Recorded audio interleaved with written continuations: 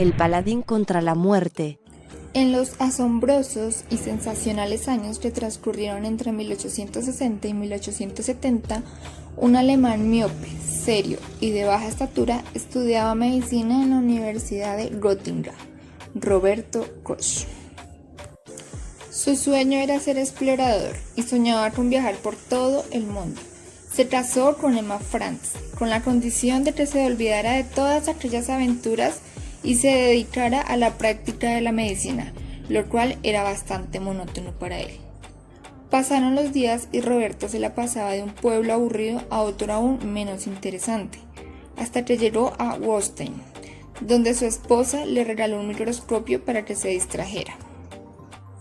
Pasaron los días y de un momento a otro comenzó a encontrar ovejas muertas, vacas e incluso corderos.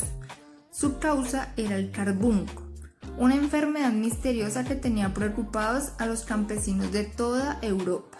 Se encontraban tiesos y fríos. Al observar por el microscopio vio unas cosas muy extrañas, parecían bastoncitos cortos y poco numerosos. Otros hombres de la historia como Davin y Rayer en Francia habían visto las mismas cosas y nadie les creyó. Así que Koch dejó de estudiar animales enfermos y se dedicó a los que estaban perfectamente sanos.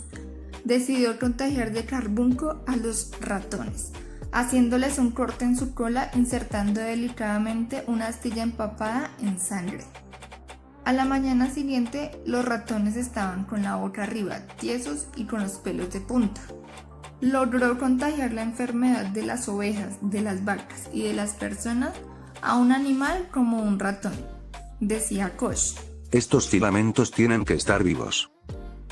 En tan solo 24 horas, unos cuantos bastoncitos se convertían en miles de millones.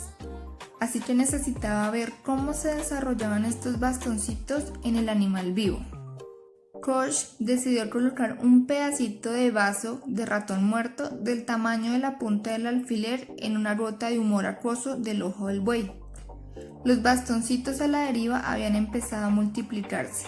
Roberto Koch logró el milagro de hacer que aparecieran 1.000.000 de bacilos en un simple humor acuoso de buey, sin la presencia del cuerpo animal. Y logró comprobar que el carbunco se reproduciera de igual manera que podría llegar a contagiar a cualquier animal causándole su muerte. Y entonces ya después de diferentes experimentos, Koch encontró que las esporas se conservaban a su vitalidad durante meses enteros, dispuestos a convertirse en mortíferos bacilos desde el momento en que se colocaban en una gota de humor acuoso de ojo de buey o en el instante mismo en que valiéndose de una estrellita las introducía en la base de la cola de un ratón sano.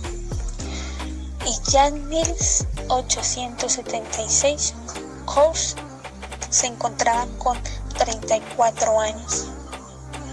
A esta edad salió por fin del destierro de Wolstein para contarle al mundo, tartamudeando un poco, que había logrado demostrar que los microbios eran la causa de las enfermedades. Mientras Koch transcurría su camino, se encontró con el profesor Gauss, quien era uno de los hombres más entendidos de Europa en cuestión de las enfermedades. Al escuchar sobre las investigaciones y experimentaciones que hizo Koch, no pudo contenerse y salió corriendo hacia su laboratorio. Y allí dio un gran grito. Hijos míos, dejad todo lo que estéis haciendo, que ha venido el doctor Koch, entre hombre. Ha hecho un gran experimento y resopla para tomar el aliento. Koch se quedó 3 días en Breslau, donde se quedó explicando sobre sus experimentos y cómo había encontrado este gran hallazgo. Sin embargo, Koch puso en manos de los hombres de espada flimaguera para que empezaran a luchar contra los enemigos, los microbios. Y así fue como empezó a transformarse la lucha inteligente con la ciencia como arma y no como la superstición, la rutina de los médicos, que hasta entonces había sido un simple cubilete de píldoras y sanguijuelas. Sin embargo, en los años 1878 y 1880 hizo grandes procesos en la bacteriología, siguiendo las pistas de los extraños seres subdivisibles que infectaban mortalmente las heridas de los hombres y de los animales.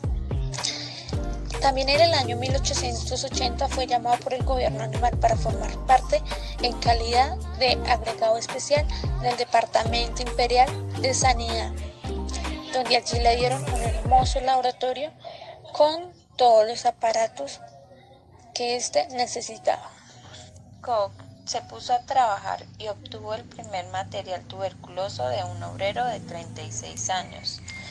Era un hombre vigoroso que 3 semanas antes gozaba de perfecta salud. De pronto empezó a toser, sentir ligeros dolores en el pecho, a parecer que el cuerpo se le deshacía materialmente. El pobre hombre murió a los 4 días de haber ingresado en el hospital, acribillado de tubérculos en todos sus órganos. Después empezaron a ocurrirle cosas desagradables a los conejillos de Indias, a los conejos inoculados. Estos, desconsolados, se acurrucaban en los rincones de las jaulas, con el pelo erizado, sus cuerpecillos antes rellenos iban arrugándose hasta quedar reducidos a un saco de huesos. Y finalmente fueron muriendo. También se dedicó a recorrer los hospitales de Berlín, pidiendo le entregaran los cadáveres de hombres y mujeres fallecidos de tuberculosis. Pasó los días lúgubres y monótonos en los depósitos de cadáveres y las noches en su laboratorio ante el microscopio, en un silencio solo interrumpido por los ruidos y las carreras de los conejillos de Indias. Y así fue como Koch inventó su famoso medio de cultivo, la gelatina de suero sanguíneo, para aquellos microbios que son demasiado remilgados para reproducirse en medios nutritivos corrientes. El cólera asiático había llamado a las puertas de Europa en 1883. Entonces dio comienzo a una carrera entre Koch y Pasteur, es decir, entre Francia y Alemania, para descubrir el microbio productor de aquel cólera. Koch y Grafke trabajaron sin acortarse de comer ni de dormir, haciendo en locales horribles la disección de los cadáveres de egipcios víctimas del cólera en laboratorios ahogados. Koch descubrió el bacilo coma en el agua pútrida de las cisternas, en torno de las cuales se amontonaban las miserables chozas de los indios. Regresó por fin a Alemania y fue recibido como si fuera un general que retornaba victorioso de la guerra. Muchas gracias por su atención.